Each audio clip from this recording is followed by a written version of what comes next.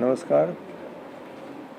રાજ્ય ચૂંટણી પંચ દ્વારા જિલ્લા પંચાયત, તાલુકા પંચાયત, જામનગર મ્યુનિસિપલ કોર્પોરેશન અને નગરપાલિકાઓનું જે જાહેરનામું ચૂંટણીનો કાર્યક્રમ જાહેર કરવામાં આવેલો છે તે મુજબ જામનગર જિલ્લામાં જામનગર મહાનગરપાલિકાના 16 વોર્ડ, સિક્કા નગરપાલિકાના 1 થી 7 વોર્ડ અને જિલ્લા પંચાયત અને તાલુકા પંચાયતની તમામ સીટો માટેની ચૂંટણીની પ્રક્રિયા શરૂ થઈ ગયેલી છે. આ માટેના જે મતદાન મથકો છે તો એની વિગતોમાં મહાનગરપાલિકામાં કુલ 414 મતદાન મથકો છે. જિલ્લા પંચાયત અને તાલુકા પંચાયત માટે 712 મતદાન મથકો છે અને સિક્કા નગરપાલિકામાં 22 મતદાન મથકો ઉપર 26મી એપ્રિલ 2026ના રોજ મતદાનની પ્રક્રિયા હાથ ધરવામાં આવશે. હાલમાં જે આરઓ જે છે કોર્પોરેશન વિસ્તાર માટેના કુલ 4 મહાનગરપાલિકાના આરઓની નિયુક્તિ થઈ ગયેલી છે અને એમના દ્વારા ફોર્મ સ્વીકારવાની પ્રક્રિયા ચાલુ છે. જિલ્લા પંચાયત માટે કુલ 6 આરઓની નિમણૂક થયેલી છે અને તાલુકા પંચાયત માટે 12 આરઓની નિમણૂક થયેલી છે. સિક્કા નગરપાલિકા માટે 1 ચૂંટણી અધિકારીની નિમણૂક થઈ ગયેલી છે.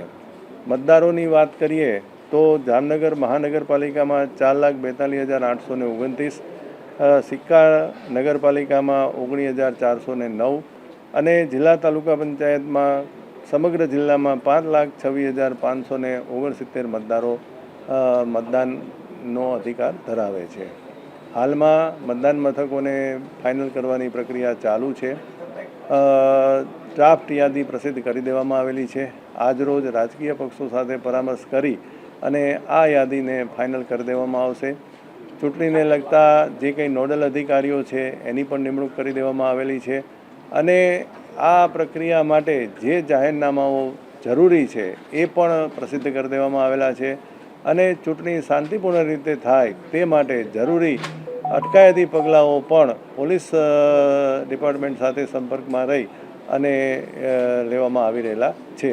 હાલમાં જામનગર જિલ્લાનું વહીવટી તંત્ર આગામી ચૂંટણી માટે સંપૂર્ણપણે સજ્જ છે અને તમામ મતદાન મથકો ઉપર 1 પ્રિસાઇડિંગ ઓફિસર, 2 પોલિંગ ઓફિસર અને 1 મહિલા પોલિંગ ઓફિસર અને પટ્ટાવાળાની નિમણૂક કરવામાં આવનાર છે અને 18 તારીખ સુધીમાં તમામ દરેક ચૂંટણીના જે પોલિંગ સ્ટાફ છે એને તાલીમની પ્રક્રિયા પૂર્ણ કરી દેવામાં આવશે. મતદારોને આપણે 2 રીતે મદદ કરવાના છીએ. આપણે એ લોકોને તાલીમ માટેના જે EVM છે એ તમામ ચૂંટણી અધિકારીઓને આપી દીધા છે અને જિલ્લા તાલુકા પંચાયતમાં તમામ ગામોમાં આનું નિદર્શન કરવામાં આવશે. એ જ રીતે મહાનગરપાલિકા અને નગરપાલિકાના વોર્ડમાં પણ કઈ રીતે મતદાન કરવું એ અંગેનું નિદર્શન આપવામાં આવશે. કારણ કે જ્યારે કોર્પોરેશન અને નગરપાલિકામાં દરેક મતદારને વોર્ડ દીઠ 4 મત આપી અને પછી એને રજિસ્ટર્ડ બટન દબાવવાનું હોય છે. એટલે આ અંગેના નિદર્શન સંબંધિત આરઓ દ્વારા અલગ અલગ જગ્યાએ કરવામાં આવશે જેથી કરીને એ લોકો મતદાનના દિવસે સરળતાથી મતદાન કરી શકે. મતદાન મથકોની બહોળી પ્રસિદ્ધિ માટે આપણે તમામ ચૂંટણી અધિકારીઓને સૂચના આપી દીધેલી છે જેથી કરીને દરેક મતદાનને અગાઉથી જ તે સામાન્ય રીતે જિલ્લા પંચાયત, તાલુકા પંચાયતમાં તો ગામની સ્કૂલમાં જ મતદાન મથકો હોય છે એટલે વધારે તકલીફ નથી હોતી, પણ કોર્પોરેશન વિસ્તારમાં વધુમાં વધુ મતદારોને એમના મતદાન મથક માટેની પ્રસિદ્ધિ કરવામાં આવે એ માટે પ્રયત્ન કરવામાં આવશે.